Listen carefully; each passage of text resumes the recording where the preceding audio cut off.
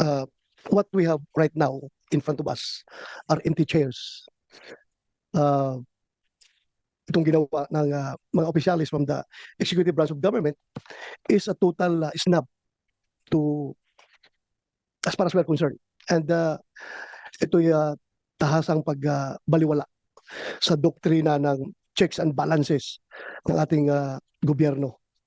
Kung ayaw na mag-attend ng hearing, ibig sabihin, ayaw na nilang magpapacheck sa atin na co-equal branch of government.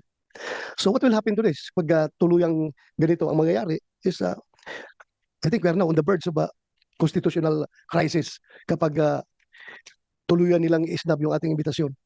Wala na mangyari. Wala na respetuhan ito sa isang kapwa co-equal branch of government. So, Madam Chair, I would like to move that we issue a subpoena to these government officials to require their presence in the next hearing. Kung meron ka pang gaganaping hearing, dapat masabpina ito sila para magkaalaman. Klaruhin natin ito.